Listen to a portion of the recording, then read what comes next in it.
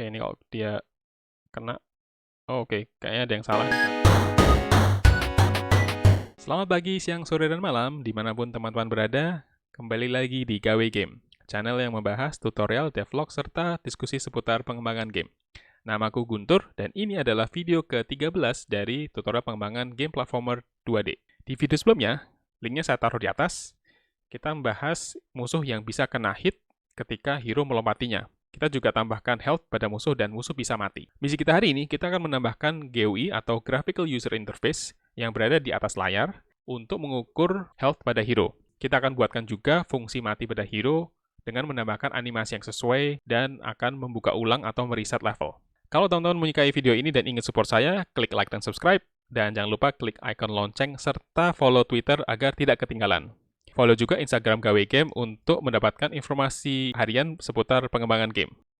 Oke teman-teman, kita aktifkan Godot dan kita buka file project platformer kita, sekaligus kita buka level 1.tscn. Untuk menambahkan GUI atau Graphic User Interface, Godot menyediakan satu objek khusus yang dinamakan control. Kalau kita klik plus di sini, kita akan lihat ada control, dan kalau kita hover, tertulis All User Interface Nodes Inherit from Control. Artinya, semua objek GUI atau yang berhubungan dengan interface itu diturunkan dari control. Dan kalau kita klik tanda panah di sini dan membuka isi dari control, maka kita lihat ada banyak sekali objek GUI untuk berbagai macam jenis dan tujuannya. Nah, kita tambahkan aja satu control, ya, kita klik control dan kita klik create. Dan kita isi control ini dengan label. Label ini dipakai untuk menggambar atau menuliskan teks di dalam layar. Dan di bagian teks kita tulis aja test. Oke, nah kita geser control ya.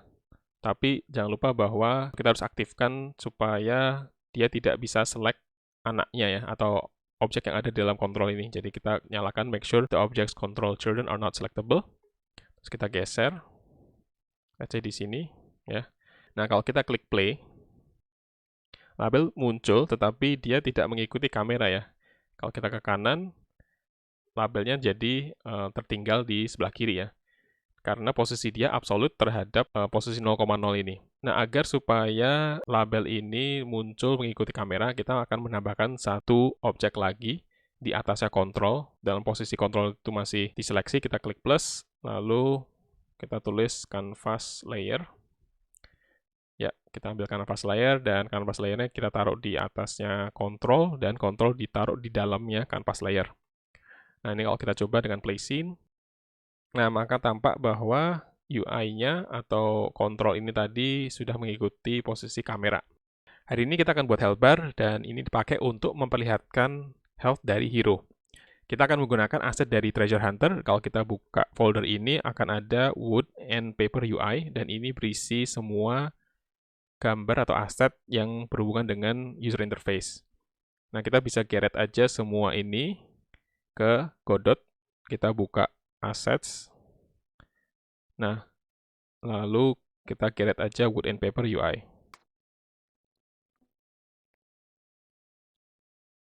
Oke, sekarang kita sudah punya aset dari Wood and Paper UI di dalam Godot. Oke, kalau sudah masuk, kita bisa buka Wood and Paper UI. Dan di sini ada beberapa folder ya. Kita akan ke Live Bars. Dan dalam Live Bars juga ada beberapa folder lagi. Kita akan pakai yang Big Bars dan Colors aja. Nah, Big Bars ini isinya beberapa file. Kalau kita get ke sini, ini ada satu. Itu untuk yang bagian kirinya health bar. Lalu kalau dua, ini dia menyediakan gambar untuk death bar. Kita nggak akan pakai ini, tapi seru juga kalau misalnya ada game dengan mekanik death. Lalu yang tiga, itu untuk yang bagian tengah. Dan yang keempat, itu yang bagian belakangnya ya. Jadi bakal seperti ini ya. Kayaknya untuk tiga kita nggak butuh ya. Jadi kita akan pakai langsung dari yang 1 dan 4. Terus kita akan tambahkan juga colors. Ini kita akan pakai yang merah untuk menunjukkan progresnya dalam ini. Nanti seperti ini, kayak gini ya. Oke, nah kita akan susun ini di dalam control ya. Jadi ini kan kalau digeret itu otomatis jadi sprite ya. Dan kita nggak bisa pakai ini. Kita akan hapus label di dalam control. Dan kita akan gunakan yang namanya container. Container ini dipakai untuk menyusun objek GUI lain dengan pola tertentu. Dalam konteks health bar, dia punya dua gambar tadi ya, dan dua gambar itu disusun secara horizontal, maka kita akan menggunakan yang namanya horizontal box container. Jadi kita klik kontrol, kita klik plus lagi, kita buka kontrol, dalam kontainer, itu ada box container ya. Container memiliki banyak sekali turunan kontainer yang bisa dipakai, tapi kita akan pakai box container, dan kita akan pilih yang H box container atau horizontal box container. Kalau kita klik create, nah di sini belum ada apa-apa ya, jadi kita harus isi dulu H box container ini dengan texture rectangle. Jadi kita klik plus, terus buka kontrol, di bawah ini ada texture rectangle. Nah, kita geret ke atas, dan kita geret satu .png ini ke dalam texture ya. Ya, begini. Terus, kita bisa duplicate aja, klik kanan, pilih duplicate atau pakai Ctrl D. Terus, kita gunakan 4 ke dalam texture. Nah, di sini teman-teman bisa lihat ada gap ya. Ini kita bisa hapus gapnya, kita klik ke Hbox container, buka custom constants, separation-nya kita nyalakan, ini masih 0, kita nyalakan. Oke, jadinya sekarang nyambung. Selanjutnya kita akan tambahkan progress bar, tetapi progress bar itu ada di atasnya health bar. Kita akan tambahkan di dalam kontrol ya, bukan di dalam Hbox container. Jadi kita klik kontrol, klik plus, dan kita buka kontrol, nanti di sini ada range. Kita buka range, dan kita pilih yang texture progress.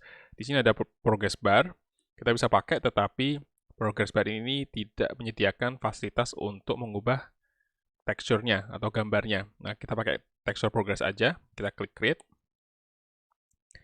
Oke, nanti di dalam inspektor, kita ada textures ya, kita bisa buka textures, dan di sini ada under, over, dan progress.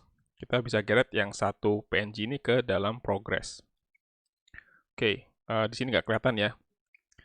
Tapi kalau kita cek value, dan kita set ke 100, maka akan tampak garisnya. Ini karena posisinya sekarang progress itu di 100. Kalau 0, maka akan habis ya, atau tidak ada gambar.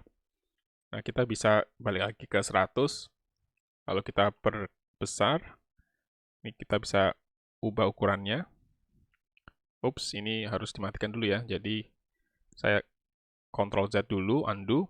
Ini kita matikan, atau kita restore the object's children's ability to be selected. Jadi yang anaknya ini kita bisa select, kita select yang texture progress, dan kita geret ke sini. Oke, posisinya pas di sini ya. Dan kalau diperhatikan, ini ada bagian yang kosong ya. Kalau kita geret ke sini, ini masih ada yang kosong karena memang gambarnya berhenti di sini. Nah, kita bisa nyalakan 9 patch stretch sehingga penuh. Jadi kalau kita value-nya balikin ke 0 atau ke 50 dan balik ke 100, itu sekarang sesuai dengan kondisi progress-nya atau value-nya. Oke, nama kontrol kita ubah jadi health bar. Double klik, terus kita ketik ke health bar. Selanjutnya kita akan ubah panjang atau value dari texture progress menyesuaikan dengan health hero melalui script. Plannya adalah kita akan membuat custom signal di hero, dan ketika hero berubah health-nya, dia akan panggil atau dia akan sebarkan signal itu, dan kita ubah value dari texture progress menyesuaikan atribut atau property yang dikirim dari signal. Oke, jadi kita ke script, dan kita buka hero, kita besarkan aja, dan kita buat satu signal baru, signal hero update health, dan kita akan lempar satu parameter berisi health-nya hero ya. Jadi kita tulis value aja, itu nanti isinya adalah health-nya hero. Tapi perlu diingat bahwa angka 0 sampai 100 di dalam texture progress tadi adalah persentase. Ya, jadi kita bisa tulis di sini var health maksimum ya, max, sama dengan kita anggap aja 200, dan health hero saat ini adalah 200. Nah, jadi nanti kita akan mengirimkan bentuk persentase dari maksimalnya health hero. Nah, kalau kita ke bawah, ketika terluka, kita akan kurangi health, kurangi angka misalnya 15 gitu. Dan kita akan kirim signal dengan value health dibagi max health ya, karena tadi persentase. Jadi kita tulis emit signal, lalu pilih yang hero update health, dan kita tulis di sini health per health max. Oke, selanjutnya kita akan tambahkan signal di hero, jadi kita kecilkan dulu, lalu ke hero, dan ke node. Kemudian di sini akan kelihatan satu signal baru, yaitu hero update health. Dengan satu parameter, kita bisa double klik, dan kita taruh di level 1 aja. Lalu kita klik connect. Oke, sekarang kita bisa terima signal dari hero, dan di sini kita bisa panggil, atau kita tulis dulu variable onReady var health progress. Ini sama dengan tanda dolar, kita ambil yang canvas layer health bar texture progress. Kalau gitu kita bisa ubah health progress dengan value ya. Kita tulis health progress value sama dengan value. Oke, kita coba aja, kita klik play scene. Oke, di sini kita tabrak. Oh, oke, ada yang salah ya. Karena progress bar langsung jadi 0. Ini kayaknya ada yang perlu diubah di hero. Jadi kita ke hero. Oh ya, di sini baru ingat bahwa health dibagi health max itu menjadi angka pecahan ya. Kalau misalnya health itu 200 dan health max itu 200, maka hasilnya adalah 1. Sementara kalau di texture progress itu dia meminta value 0 sampai 100, maka ini harus dikalikan 100. Nah, aku juga baru ingat bahwa di dalam pembagian di Godot kita perlu mengubah angka di dalamnya menjadi float atau angka yang bisa menerima pecahan, ya kan? Secara default health dan health max itu adalah integer atau angka yang tanpa pecahan. Sementara kalau pembagian itu ada kemungkinan dia memiliki pecahan, ya kan? Jadi ini harus diganti jadi float.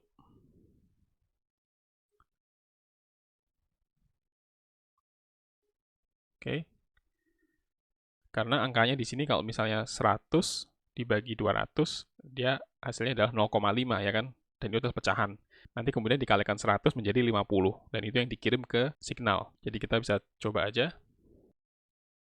Oke, kalau kita kenakan, oke. Sudah sesuai ya, jadi turunnya pelan-pelan sesuai dengan angka persentase yang dikirimkan tadi. Nah, ini kita bisa lakukan satu hal lagi, yaitu kita geret posisi ini agak ke atas. Ini health bar-nya kita select, lalu kita pilih ini lagi, make sure object children are not selectable. Kita geser ke sini. Mungkin ini aku balikin lagi ke 8. Oke. Terus ini aku bisa geser aja. Oke, seperti ini. Dan kita cek lagi, sekali lagi ya. Oke, posisinya bagus di pojok kiri ini. Satu lagi, kita akan tambahkan kondisi di mana ketika health habis, hero akan mati. Jadi kita akan tambahkan animasi mati, dan kemudian kita akan refresh atau reset scene-nya.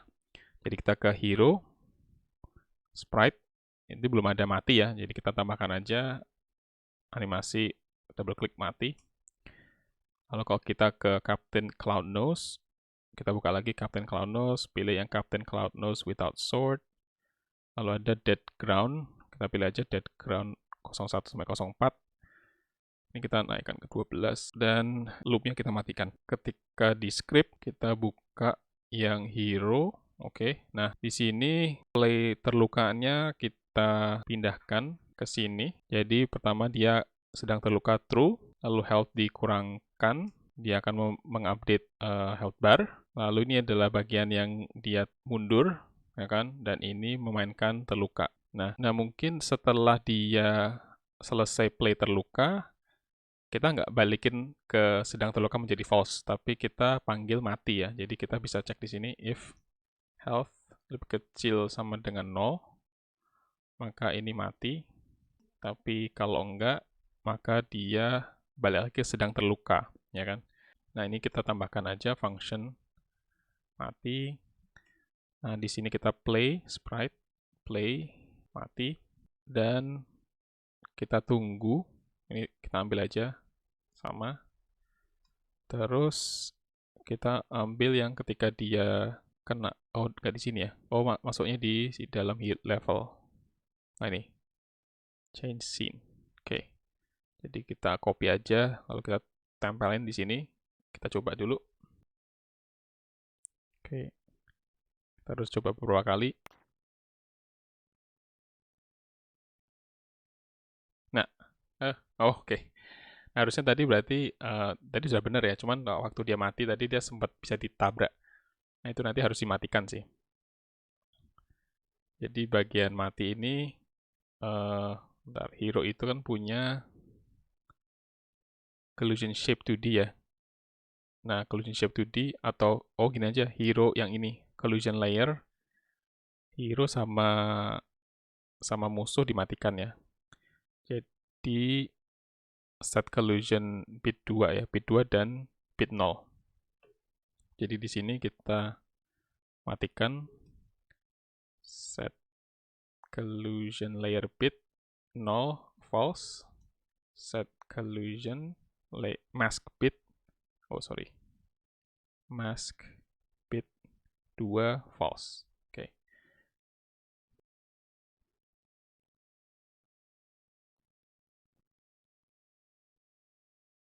Oke. Jadi ketika sudah mati bisa ditembus dan nggak lama dia refresh.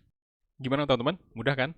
Untuk video selanjutnya kita akan menambahkan GUI untuk mengukur jumlah koin yang sudah diambil hero. Tunggu di video selanjutnya. Sampai ketemu.